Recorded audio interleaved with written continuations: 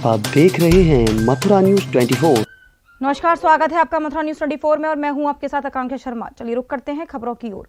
Corona virus को लेकर जहां सभी लोग अपने घरों में रह रहे हैं, वहीं भारतीय किसान यूनियन के राष्ट्रीय प्रवक्ता राकेश टिकैत द्वारा भारतीय किसान यूनियन के सभी जिला अध्यक्ष एवं जिले के कार्यकर्ताओं के साथ वीडियो कॉन्फ्रेंस के जरिए उन्होंने किसानों की समस्या सुनी और उनके निदान का उन्हें भरोसा दिलाया, जिसमें ज्यादातर समस्याएं किसानों की गेहूं खरीद को लेकर रहीं, जहां पर उनकी फसल का उचित मुआवजा उन्हें नहीं मिल पा रहा, तो वहीं उनकी और भी समस्या रहीं, जिनको राष्ट्रीय प्रवक्ता द्वारा गंभीरता से सुना गया और बहुत जल्द ही उनकी समस्याओं को जिला स्तरीय अधिकारियों के समक्ष वार्ता के माध्यम से रखने का भरोसा दिलाया, जिसमें किसानों ने अपनी मूलभूत समस्याओं के साथ साथ किसान संबंधित समस्याएं उनके समक्ष रखीं।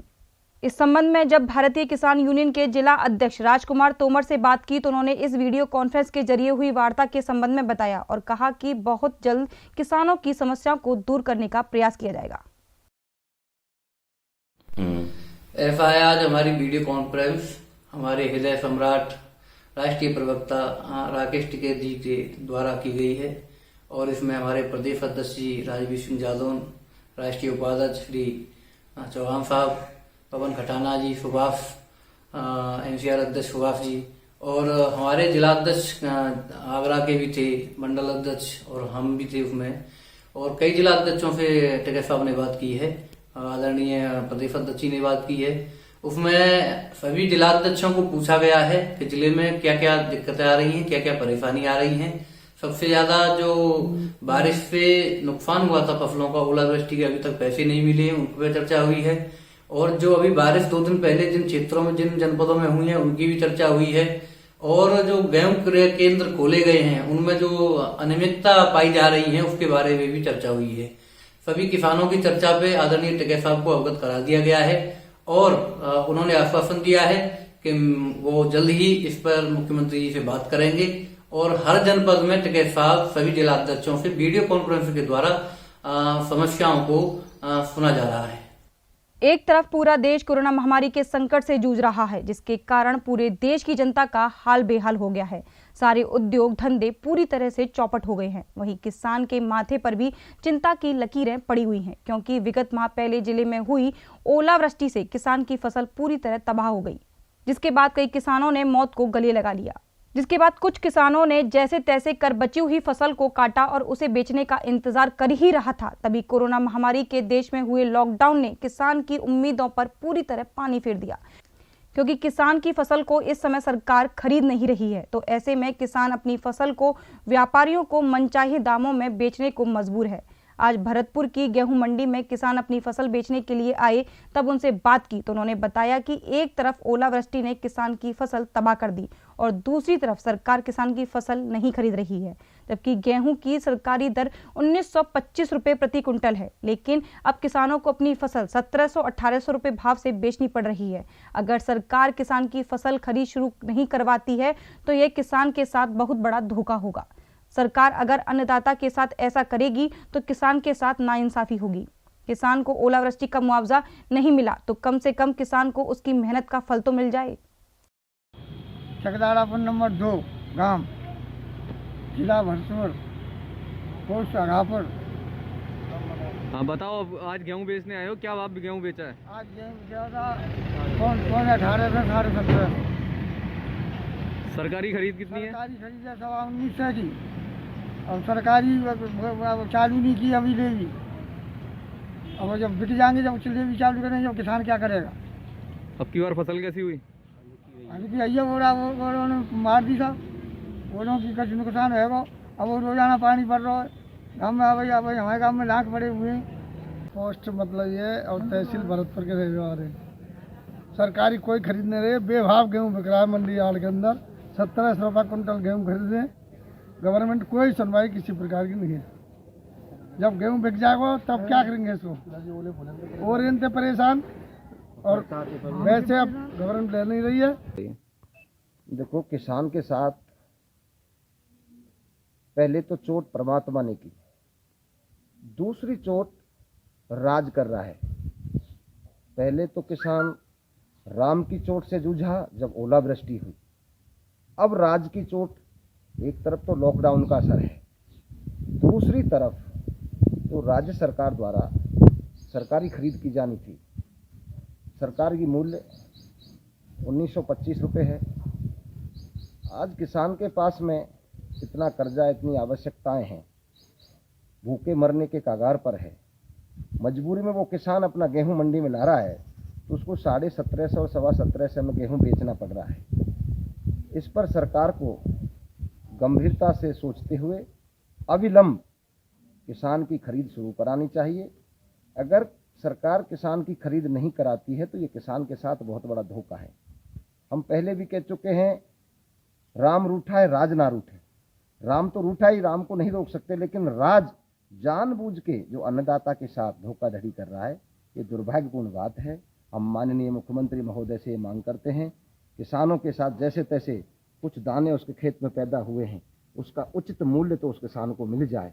भरतपुर जिले का मेवात क्षेत्र यूं तो क्राइम के मामले में अव्वल रहता है, लेकिन मेवात इलाके के लोग पुलिस पर भी हमला करने से नहीं चूकते हैं। कामात क्षेत्र के गांव धर्मशाला में ग्रामीणों ने पुलिस पर ही हमला बोल दिया, जिसमें पुलिस के एक अधिकारी सहित कई पुलिसकर्मी घायल हो गए, जिसके बाद भारी तादाद में गांव में पुलिस बल तैनात किया गया, जहां पुलिस ने पथराव कर रहे लोगों को खदेड़कर दर्जन लोगों को हिरासत में लिया है।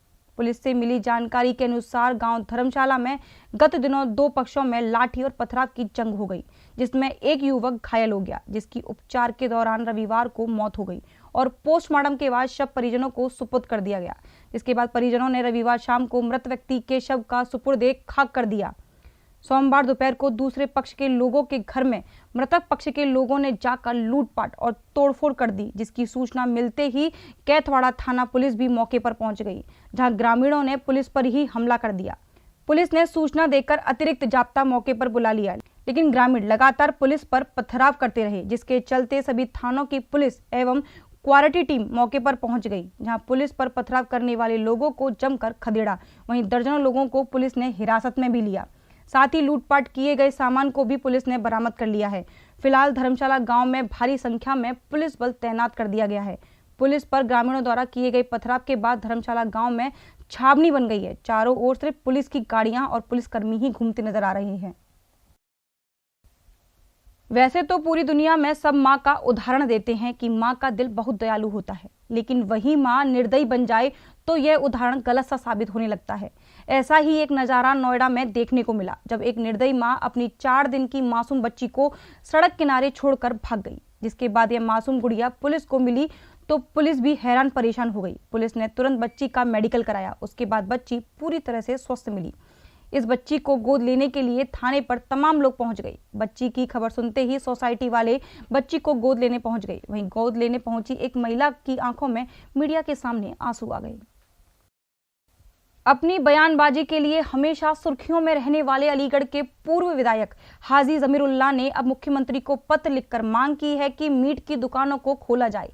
एक तरफ कोरोना से लड़ने के लिए सरकार कई चुनौतियों से जूझ रही है, तो वहीं अलीगढ़ में सपा के पूर्व विधायक हाजी जमीरुल्लाह खान ने इस मुश्किल समय में भी फरमाइशों के लिए सीएम योगी को पत्र लिखा है। पत्र में हाजी जमीरुल्लाह ने मीट की दुकानों को खोलने की फरमाइश की है। पूर्व विधायक ने तर्क दिया है कि मीट खाने से ताकत आएगी और कोरोना से बेहतर तरीके से लड़ सकते हैं। जमीरुल्लाह आज इस मामले पर अलीगढ़ के डीएम चंद्रभूषण सिंह से भी मिले। मीडिया से बात करते हुए जमीरुल्लाह ने कहा कि हमने जिलाधिकारी साहब से 4 चीजों की मांग की है, दूध, फल, पानी और मीट की।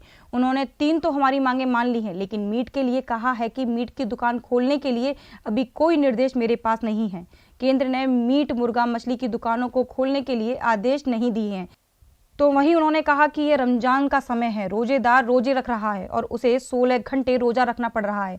इस समय बहुत सख्त जरूरत है मीट की। हमने जिलाधिकारी साहब को मांग की है 4 चीज़ों की। एक तो दूध की पूर्ति करने की, एक फल की, और एक हमने की है पानी की व्यवस्था, और एक हमने कहा है मीट की नहीं है। तो उन्होंने 3 चीज़ें तो हमारी मान ली, और मीट के नहीं हमसे ये कह दिया कि मीट का आदेश मेरे पास अभी नहीं आया है, जबकि सेंटर का आदेश आ चुका है। सेंटर में ये कहा है कि सबको मीट, बकरा, मुर्गा, मछली ये सब मिलेगा, लेकिन हमारे अलीगढ़ में नहीं हो पा रहा और यूपी में नहीं हो पा रहा। तो हमने ये कहा था कि रमज़ान का टाइम है, रोज़ेदार रोज़े रखता है और कम से कम उसको 16 घंटे का रोज़ा रखना पड़ रहा है। तो उसको भरपेट खाना तो खा सके। अब उसका ये मीट जो है वो मतलब ज़रूरत है इस इंसान की, आज ज़रूरत है उसकी। उससे खाना खाता है, रोज़ा अफ्तारता है, तो हमें मीट नहीं मिलेगा तो हमारे अंदर, बच्चों के अंदर कमज़ोरी पैदा हो जाएगी और सख्त ज़रूरत है इस वक्त मीट की। तो किससे मांग की थी? हमने मुख्यमंत्री जी को भी लेटर लिखा है और ज़िला अधिकारी से भी हमने कहा है, लेकिन अभी तक कोई संज्ञान नहीं लिया है इसमें से किसी चीज़ पे भी। जिलाधिकारी महोदय को क्या आश्वासन दिया? उन्होंने कहा कि अगर मेरे पास कोई ऐसा डायरेक्शन आएगा तो मैं ज़रूर करूँगा। अगर वो चाहें तो डायरेक्शन ले सकते हैं, जैसे बरेली के डीएम साहब ने लिया है, शाहजहाँपुर के डीएम साहब ने लिया है। ऐसे 3-4 उत्तर प्रदेश में डीएम हैं जो रेस्पेक्टेड डीएम हैं, उन्होंने लिए हैं। हमारे ज़िला अधिकारी की तो बहुत अच्छी पोजीशन है सीएम साहब के सामने। अगर डीएम साहब चाहें तो ले सकते हैं परमिशन। इसकी वजह से क्या दिक्कत आ रही है? इसकी वजह दिक्कत ये आ रही है, खाने में जो प्रोटीन मिलता है, इससे सस्ता हमारे पास और अच्छा खाना नहीं हो सकता हमारे लिए। तो हमारी ज़रूरत भी और हमारा मतलब हैबिट में है मीट खाना। इस समय तो लॉकडाउन चल रहा है, दूसरे नंबर कोरोना की बीमारी है। हाँ, बताया तो इससे जाता तो बीमारी लड़ने के लिए प्रोटीन की ज़रूरत है ना, तो फ़ायदा पहुँचाएगा उससे हम लड़ने में हमारी ताकत आएगी अंदर। कोरोना से लड़ने में हमारी ताकत आएगी मीट खाकर। लॉकडाउन के समय में योगी सरकार के द्वारा नगर पालिका के तहत बनवाई गई अस्थायी गौशालाओं में गायों की दुर्दशा बढ़ती जा रही है। एक समय के मिलने वाले चारे से ही 2 समय का गुजारा किया जा रहा है। लॉकडाउन में नगर के समाज सेवियों के द्वारा दिनों दिन गायों की सेवा करने के लिए हरा चारा और सूखे चारे की व्यवस्था की जाती है, जिसकी वजह से गौशाला में मौजूद गायों का पेट भरता है। गौशाला संचालक का कहना है कि सरकार और नगर पालिका के द्वारा 30 रुपए के हिसाब से प्रति गाय का भोजन दिया जाता है, जिसमें सैकड़ों गायों का गुजारा नहीं हो पाता है। संचालक हैप्पी का यह भी कहना है कि 72 गायों का पैसा ही नगर पालिका के द्वारा उसे दिया जाता है, जिसे वह सभी के ऊपर खर्च कर देता है। इस बारे में जब गौशाला में कार्यरत सेवकों से बात की गई तो उन्होंने बताया कि 15 किलो प्रतिदिन के हिसाब से सभी गायों का चारा दिए जाने की आवश्यकता है, जबकि उनको नहीं मिलता है। ठेकेदार के कहने के अनुसार ही सेवक कार्य करते हैं।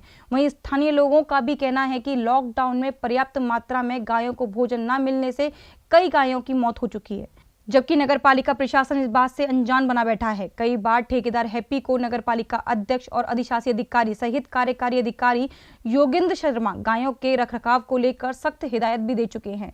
तेज आंधी और हवा के चलते समाज सेवियों के द्वारा गायों के लिए लाया गया भूसा हवा में उड़ता नजर आता है।